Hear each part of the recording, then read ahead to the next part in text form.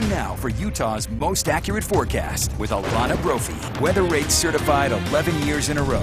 Okay, 90s yesterday, 80s today, and we're like, okay, Memorial Day weekend, the heat's going to be here. But no. We've got changes on the way. And this is what those changes looked like in downtown Salt Lake City today. Our doTERRA time-lapse catches the cloud cover that comes billowing in over the Uintas, and that continued. And as we made it into the afternoon and evening, those cumulus clouds, well, they produced a few isolated thunderstorms that were out there. And we know thunderstorm potential is something that is going to stick around. As we get through Memorial Day weekend, outdoor plans, you've got to be really careful and keep those eyes to the skies. We've got fire concerns already, and they're not going anywhere. This pattern shift, it's here, it's going to move in, and it's really going to impact us for the next several days into early next week, even beyond Memorial Day, which is looking stormy, folks. Thunderstorm potential for a bulk of the state. Satellite radar shows how those clouds billowed in from the west. Our westerly flow today is the reason we were a little cooler. We did see some isolated activity in northern Utah and on the eastern side of the state. Now, as we head into the overnight, that becomes even more isolated, but then it picks back up. I've got the timing on that. More widespread threat for thunderstorms. This is for your Saturday, and that goes all the way down to Iron County. So we could see storms, scattered storms, developing into the afternoon and evening hours. So you've got to be careful if you're going to be out and about, and that's from Cache Valley all the way down south. And the big ticket item in the south are the winds, which is why that red flag warning is in effect. It's going to stay that way through Saturday and into Sunday evening for the Southwest Desert over towards the Grand San Rafael Swell, as well as Moab, eastern Utah, and the Grand Staircase area. So we know that these fire concerns aren't going anywhere, so expect whipping winds and blowing dust whenever we're going to be looking at this warning in effect, which goes through Sunday. Okay, here's where we walk through the timeline of the potential thunderstorm activity. So this is tonight.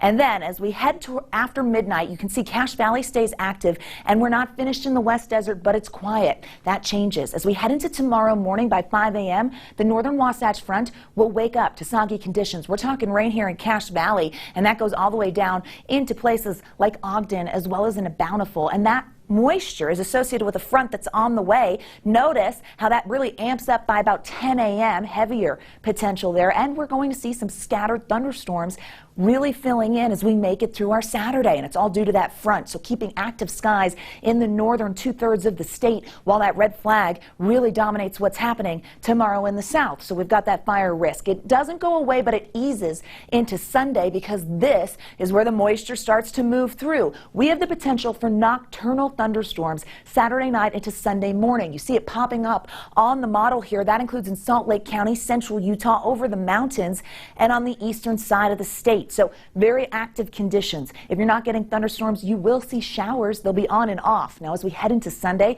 a little bit more of a washout. That's also the case for Memorial Day. We start to ease on that fire front, but we hold on to the potential down there near St. George and in the southern border of the state. Notice how that activity gets pretty scattered. This is when cooler air is really moving in, and we're dropping those temperatures, and that's where the snow levels start to drop too. Here's a look at Memorial Day, your holiday. Again, this could be a washout. We're looking at straight rain and showers throughout the day. The entire region will be impacted. Heads up there. Snow. Yep. Cold enough for snow, and we're going to see this through early Tuesday morning for the Wasatch Uintas, about 3 to 7 inches. So a heads up, that is going to be snow on Memorial Day weekend for the high country. I know it's going to be a cold storm. Takes us a moment to bounce back temperature-wise. 60s and 70s for tomorrow. Where the winds are blowing, we're dealing with the 90s. That's St. George and Moab. Next 7 days in Washington County. Show the winds and a slight chance on Memorial Day of a storm.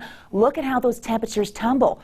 We will rebound by the middle of next week. Very unsettled throughout the entire Beehive State for your Memorial Day weekend. The Wasatch Front showing those numbers, getting down to the upper 50s on the actual holiday. Unsettled into Tuesday, drying out by Wednesday, but those changes, they're afoot, and they are going to impact us for the next several days.